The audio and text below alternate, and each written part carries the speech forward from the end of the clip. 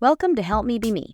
I'm your host, Sarah Mae Bates. I'm a writer, director, mom, and a breakup coach with an MAMFT. And this podcast is kind of like a personal relationship, in that I talk to you like you're my friend. I provide tools to help you feel more grounded, empowered, inspired, and most of all, help you see yourself. This is aimed at creating more harmony and happiness in the relationship you have with you, so you can better guide your life and also be better to those you love. Take what helps and leave the rest. This is not a diagnosis for treatment. If you're really struggling, call your local emergency services.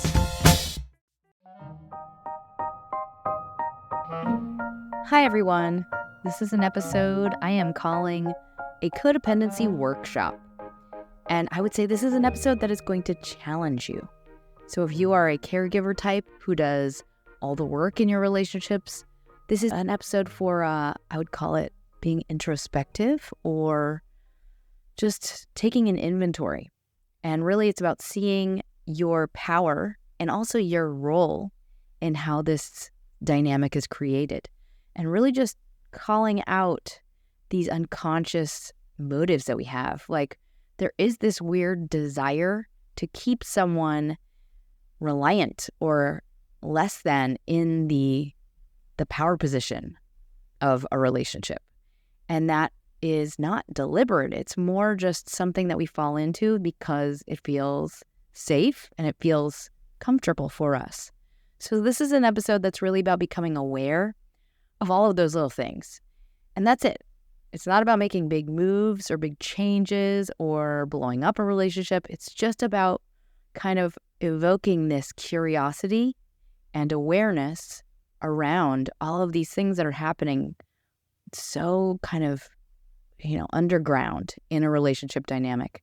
It's this unconscious thing that occurs as you are revealed next to someone. Like if we have a history of neediness of some sort that is created by an imbalance in a relationship, let's say with a caregiver, that will continue on in our adult relationships. And it often comes up as soon as we feel completely vulnerable to someone. And we can kind of get agitated by the feelings of vulnerability.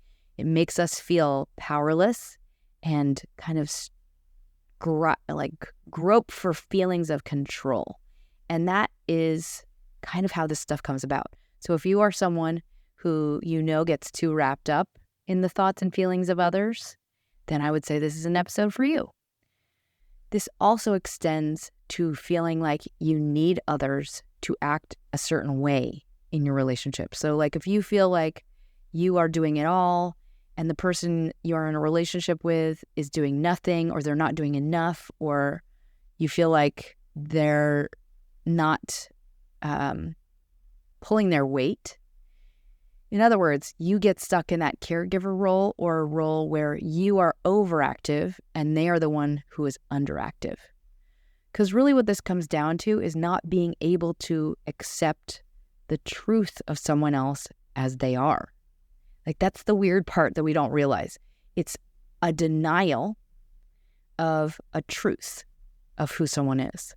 And in that denial, there is this overcompensation that occurs, which leads eventually to feeling resentful at this person for not being the way we want them to be. So that is where this episode is focused. I'm thinking of it as like a codependency workshop or a way to own codependency. And I'm going to start this episode with total honesty, which is kind of like breathing in that it's this freeing and natural process. So just so you know, ironically, I am closer to you guys than most people I talk to every day just because of the medium of this podcast. Like this, and where it comes from for me is 1,000% authentic. And whatever I'm working on in my life, whatever I'm thinking about, whatever I'm processing is like absolutely what I channel into every episode. So for whatever that's worth, if you listen to this show regularly, you probably know me better than most people I'm the closest to in my life. Anyway, I had this recent experience where I had to rely on someone because I was experiencing extreme exhaustion. And I noticed this really strange response in myself to this person feeling happy and successful in their stepping up for me. There was this like impulse to that independence in me, which was to push it down and be like, no, don't do it that way. Do it my way. Like this knee-jerk reaction to regain that power position of, I do everything. I'm the one that does everything. You owe me. And what dawned on me is that energy of controlling was misplaced. I got really curious though in that moment. And that is what I want to invite you to do today. If you are a person who knows you have codependent tendencies and you think of yourself as someone who gives, and someone in your life, or the common trait in your relationships is that other people take and take, this is an invitation to you, because that impulse, that desire to control is coming not from a place of making things better for all. Like this is not from feeling rewarded by doing it all. It's really motivated by old fear of not being enough without all the extra work.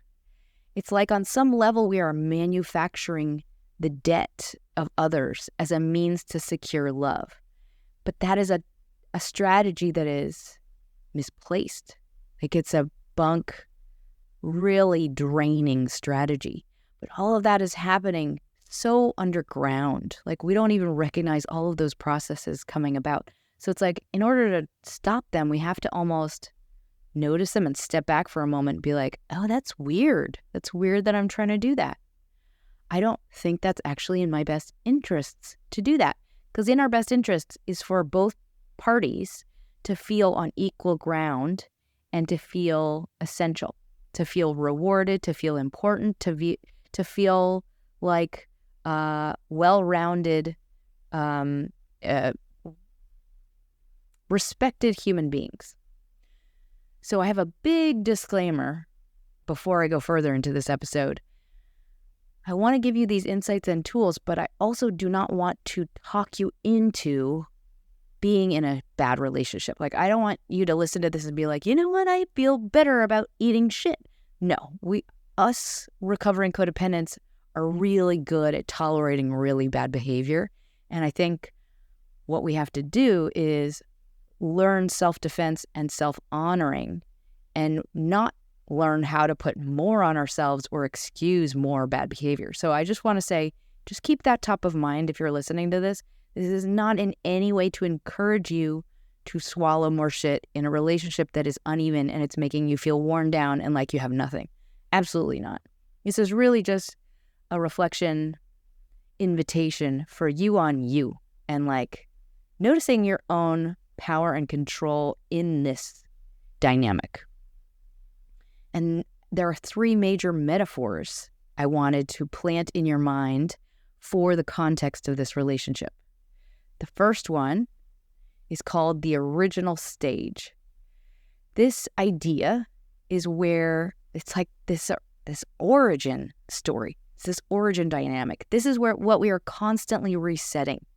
The original setting of whatever got burned into us in our memory in childhood, our original quest. Because this is what we are unconsciously still striving for, but it's always out of reach. Why? Because that quest is total muscle memory and the problem is not real. It is something we enact by habit. So by that, I mean like the original stage of, why don't my parents see me? Why aren't they paying attention to me? I'm in all this pain.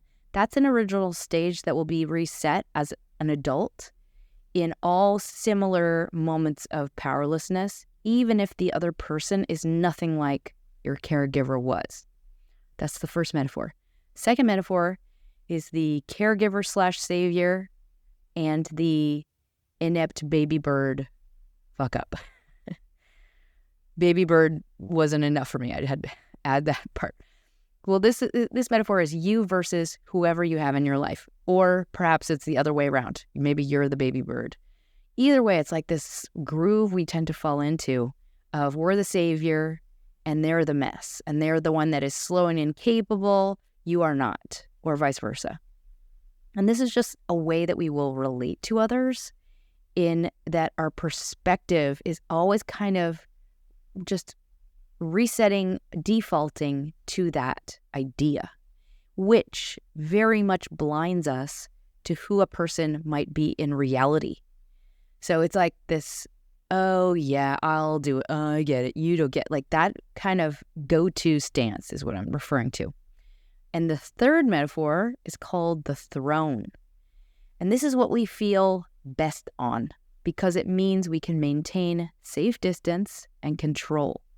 And so this is the foundation for all that is imbalanced. Like we stay on the throne and we like to call the shots. And also, we have not really started trusting others yet because they have clearly let us down in the past. So why the fuck would we start now? It's that thinking of a child in the body of an adult that is not rational or healthy for us or necessary now, but we cannot stop because we haven't yet noticed this habit in ourselves. And it's really hard to untrain this, but once you start to try, as I am doing now, what you realize is everyone gets happier. Like you get happier, and those you love who have been playing the role of the inept baby fuck up also get happier and also become more high functioning.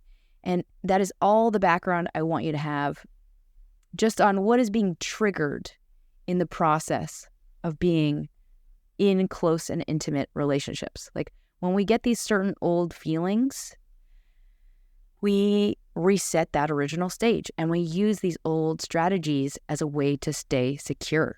However, those old strategies really only reaffirm the imbalances and somewhat create them. Like where they aren't fully there, we will kind of manufacture them.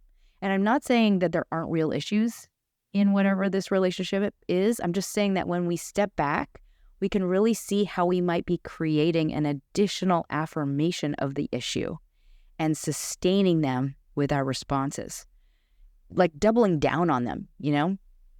So this is just about examining our own power and role, which can be a massive key that unlocks so much change. Like even in situations where we feel like we are powerless, just this step back and recognition can create like massive milestones and wakes of change. It's pretty powerful. So with that, here we go with the tools. But before I go into the tools, first, a brief word from our sponsors.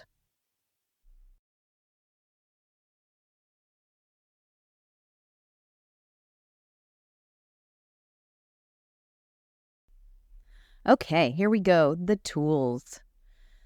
The first tool is called Royally Weed Out, or Explicitly Awesome.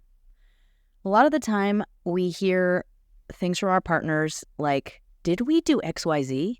Which is code for, did you do XYZ and can you do XYZ? Or an assumption that you did something or it was implied that you were supposed to do something. To which we often reply, oh, no, okay, I will do XYZ. So this tool is strictly to call out that process in action and offer you a new, more thoughtful reply that is absolutely devoid of all hostility, all negativity, all negative charge. It's really just to own your role in this exchange and own that often you will absolutely say, yeah, okay, I'll do it. Don't worry, I'll do it. I'll take care of it. Which over time leads to feeling taken advantage of, lopsided efforts, and feeling drained, feeling exhausted, feeling put upon. So here is what I want to offer you to say the next time that happens. Did we do XYZ? No, we didn't. Can you please do it? No, that hasn't happened yet. Can you take care of that, please? That's it. The end. And I think it's especially important to say, can you do that? Because if not, it is always going to be assumed because of your past roles that you are the one that's going to take care of something. And this is not like mean. It's just a way to be clear. That's it. All right, next tool, Help Me Highlighter. I'm asking you to scan for an opportunity to ask for help. Not actually do the asking for help just yet, because this is, for us in particular, very hard to do. Why? Because it means relinquishing control and becoming a commoner, a peasant who's not on a throne. We like to be on our throne of control. So all I'm asking you to do is just observe and notice a situation where you are physically overwhelmed, feeling taxed, feeling exhausted, feeling like, yeah, this is taking a lot out of me to do this thing. Just notice that moment. Just highlight it in your mind's eye. There are so many opportunities when we can ask for help, when we don't. I just want you to become conscious of those opportunities. And then, eventually, if it feels right for you, take the next step and ask for help. And I'm talking little tiny moments of asking for help. Hey, can you pick up this to-go order for me? Hey, can you please book this appointment for me? All things that take 15 minutes, but those add up. So if you are a doer, if you are the doer in your relationship, friendship, partnership, whatever it is, look for that next opportunity. All right, next tool is called of babies and bathwater. There's often a response to react to what is bad as if it's the totality of life. And this is in part the unmet need that gets triggered, that original stage from childhood. And because of that baggage, we relive that feeling whenever someone disappoints us. We feel like, oh, it's all happening just like it used to. When in reality, it can be something totally random and trivial. So I just want you to remember that fact, not throw the baby out with the bathwater, and know that you will have different conversations and different interactions depending on each individual's emotional state and whatever moment of the month or day in the life it happens to be. Whether or not each person, one person, both people feel safe and balanced has so much to do with the outcome of a conversation. So just recall this truth. If you have had an interaction that is leaving you feeling unseen, lonely, is resetting that original stage of like, why am I even in this relationship? They don't even love me. This is proof. Like the feeling is so total. But I want you to just take a step back. And this is the second half to this tool. It's a mantra. Was life different yesterday? Was life different last week? Maybe this isn't all what it feels like. Maybe this isn't all of who this person is or what your relationship is. Remain open to an opposite truth to reveal itself. Just, that's all it is. The mantra is, was life different yesterday? Was life different a week ago? And then take that mental step of resuming openness. Like, I welcome an opposite and unexpected future to occur. That's it. That's what we energetically embody. All right, next tool is called, it's a journal entry. It's a reflection exercise. This is a prompt. There are a couple of prompts.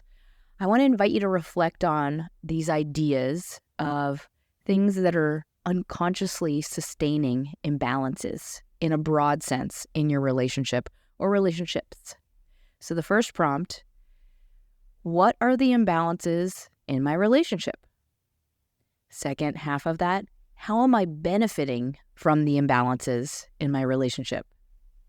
And mainly, I just want you to notice what they are and recognize, like, these are part of something that we identify with as a strength, obviously.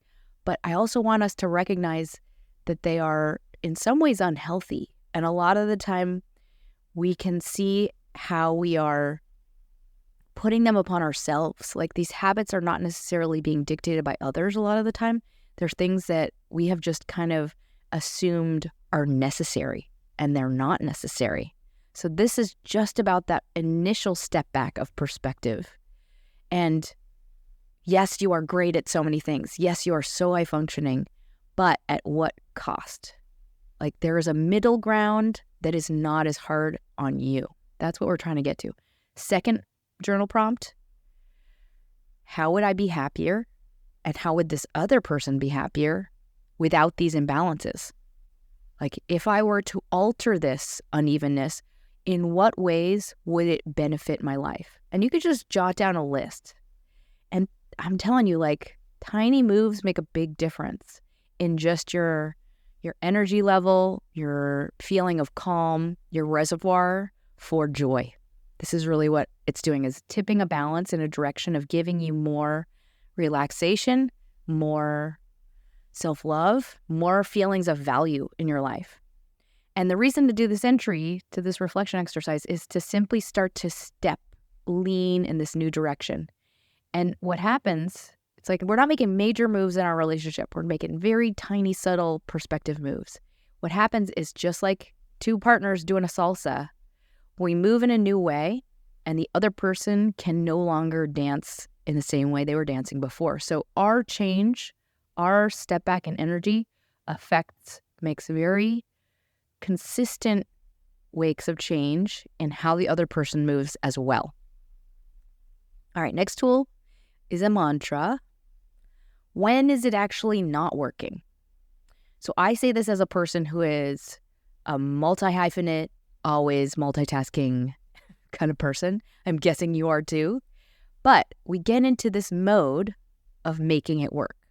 And it's like this muscle mode of like, I'm going to fucking do it. I can do it. I can do it. So I just want you to ask yourself, in moments when that's happening, is it actually not working? Just be honest with yourself. Could this be a lot better than what it is? Like, yes, you're making it work, but at what cost? So this is just a little bit of a new lens to put on things that you push yourself to do that may be slightly out of bounds for you. Like, maybe it's really actually too hard on you to do these things. Like, if you're multitasking times a million, just take a sample. We're taking a little biopsy of that in your life. That's the sum of your life. If that's how you're operating in today, that is who you are in the totality of your life. And is that a good thing? It doesn't have to be. It doesn't have to be that way. We get to choose, we get to design exactly the energy and the way we designate our attention in a day. So if you're working yourself so hard to please someone else or many other people, yes, you can do it, but should you do it? Look at what the doing is doing to the quality of your life. Like, just examine that in the moment. And so really this tool is just a consciousness prompt, and also maybe reconsider that. Maybe reconsider this work ethic and how it plays a role in the joy quotient of your life. All right, next tool. Wear less than like a coat. It's a weird one because it's like, wait, I don't want to be less than. This is a way to externalize feelings that are unconsciously driving a lot of our decisions to control. I want you to pull it out and wear it like it's a coat, like it's an old shabby coat. It's like a thrifted coat, and we somehow, we're carrying it around like it's a blankie, and it is what it is. It comes out. Sometimes this little coat comes out and we wear it. It's fine. To reject that is not as effective as holding on to it and becoming aware of it and really embracing it. Yes, we have triggers, and yeah, they're going to come out, and we're going to be living in that coat. We're going to be feeling like I'm a loser, nobody likes me, they're not respecting me, they love me less. Whatever those feelings are, they come out, they kind of overtake us emotionally. And our job in that moment is just to notice it, just like a little kid has wandered into the room and they're standing in the doorway, quietly watching. It's our little kid self. And they're just kind of waiting for you to notice that they're there. So when we can hold on to that feeling and just kind of think of it as our material, it's like out in front of our faces, we're holding on to it. I would say that is the first moment where we are really in real life. Like, we have become conscious of this feeling as true and authentic. And in that, we are not identified with it. It separates from us. In recovery, they say rock bottom is the first day of your life. And this is similar in that we are looking at something, oh, this feeling came up. And we're not rejecting it and pretending it's not there. And in that process, we are loving all of ourselves. We're saying like, oh, I'm having that thing come up. And then we just sit with it we kind of embrace ourselves. It passes. We move through it. We traverse it. And then it subsides. So it's not like I'm saying like feel less than and be proud of it and embrace that. It's not about agreeing to be that way. It's just about noticing with a quiet sense of compassion that something is happening and it otherwise would be coloring our life and the lives of those we love. Instead, it's just like I'm pulling it forward and being like, oh, you're here. Okay. It's okay. And now you're gone. All right. The next tool, judge by the good, not just the bad. I think one thing that happens to us with these kinds of issues is we are always looking for the perfect answer. Like, we are always looking for this thing has to be done just right. And that is the controller in us. And one thing it does is it makes it really hard for others to win. Like, it's like some part of us is always saying like, no, but that's not what I wanted. No, you fucked it up. Nope, you did it wrong. You did the wrong thing is like this emotional label for you're not lining up in the part I've cast you for in my original stage. And that original stage, it's never going to be enough, ever. Because on that original stage, that moment has passed. That damage has been done. We are now grown. And we didn't get what we needed. And that is something we work through as adults. We kind of cry about, we let it go, we mourn for it. Most of all, we just process that that is true. And we feel compassion for ourselves in that knowledge. But in this judging, in the present, what I really want you to do is just notice, oh, I have those ideals. I reset those ideals. And just see it in yourself. I'm constantly recognizing things in myself like, wow, I always have this feeling of, yeah, but that wasn't exactly right though. You tried, but like, I really wanted it to be this way. That little voice of judgment is not related to the present. It's related to the past. And it's not enough because you fucked up. That's the feeling. That is not something that the people of today deserve. That's not fair. So this is about really just taking apart all of the layers to those little inner narratives that we don't even notice when they come out. And when we can do that, we are really honoring those we love. We're honoring reality. And we're also being able to see another person in their own value scale for who they are and what is great about them. Like, it allows us to actually appreciate the people around us and what they really gift to us. All right. Next tool is called, I feel really good about myself. This is another journal entry with no time limit. I just want you to keep it top of mind.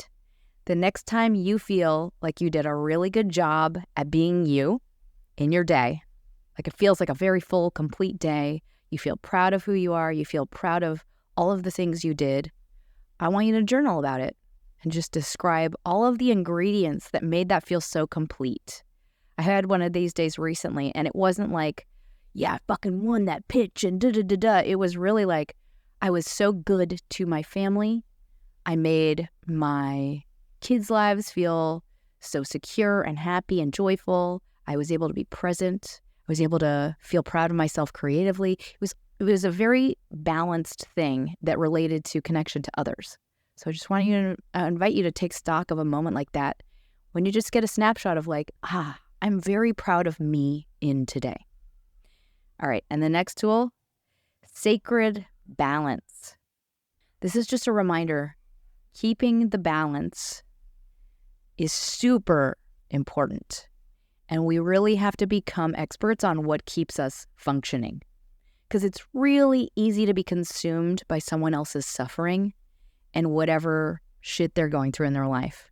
And it can take over your view of the world and all of the things you hold dear. So this is what I want you to prioritize. Just the input, your balance, your sanity.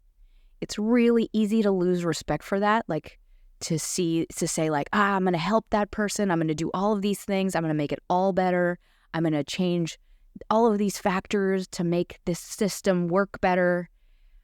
But don't ever underestimate your balance. Like, that is so key and vital for you just to live sustainably, and recognize how whatever major tweaks you're making, whatever input you're giving into your body, notice how it affects the rest of your life. Notice how it affects your work life, your ability to sleep, your ability to exercise, your ability to feel joyful and hopeful. All of those are very important little meters. Like, I want you to just watch the little dials that is your emotional health.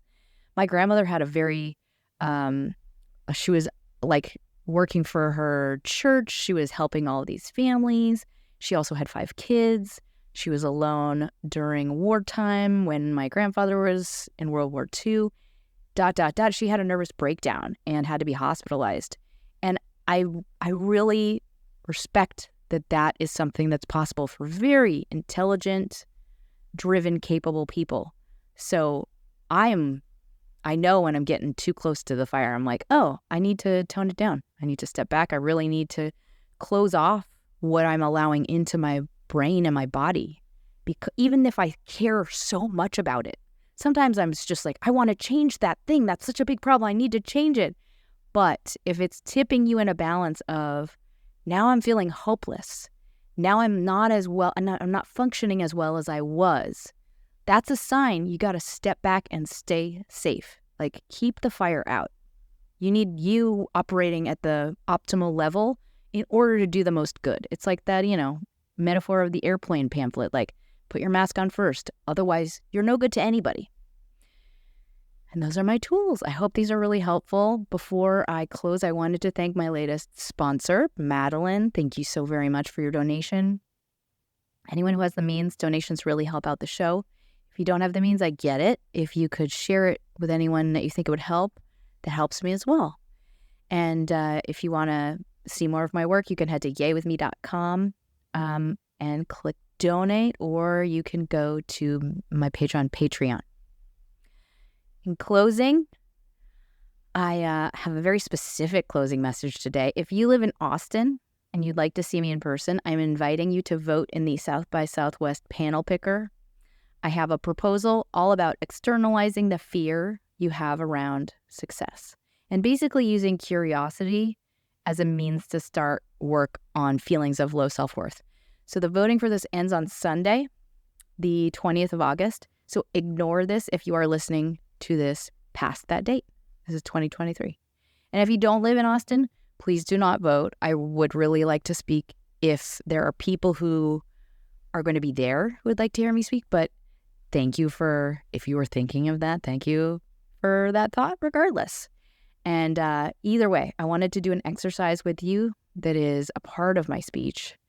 It's this idea that we often avoid thinking about something that we dread and like that we don't know how to solve. And that is how that thing flourishes. And that is how problems become chronic and they kind of unseen guide who we are. So if there is a thing that has been sitting in you, that's bugging you, that's kind of like scraping and itching at the back of your head, and you don't know how to address it, but it's there, I'm just going to invite you to call that thing to your mind that you have waited to say to yourself or acknowledge to yourself, like, what's that thing that's been lurking? Is there a thing? Just to allow it to drift consciousness. And whatever it was, know that this is your clay. It's yours in your hands to work with. It's on the outside. And I invite you to name it, say it aloud, write it down, or say it to someone else. Most importantly, I really want you to think of it as arts material. It's not negative. It just is. It's a thing. It's material to be worked through, to be molded in your hands and explored. And we can very easily just remove that energy of dread from the equation. That's the second arrow of judgment. That's our interpretation of something that exists. That part is optional.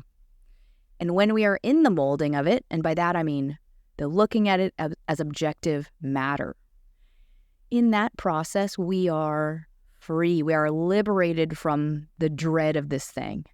Because the more you look at it and the more you listen to yourself talk about it, the more matter of fact and objective the path to healing this thing and its role in your life becomes. Like, it's no longer a terror. It's a thing that is in process. So as we work through something, we digest it in some ways. We make it into what it is eventually meant to be in our hands, in front of us. And it loses its stigma. It becomes our object to hold and mold. It's not a bad thing. It's just something we're working on. And wherever we are on any issue, that is where we start. Things continue to move forward and evolve and unfold organically from that point. With influence from outside factors, all things become much more malleable, much more fluid, much more digestible. So I hope this helped in some way, and I send you my love. And don't forget to smile.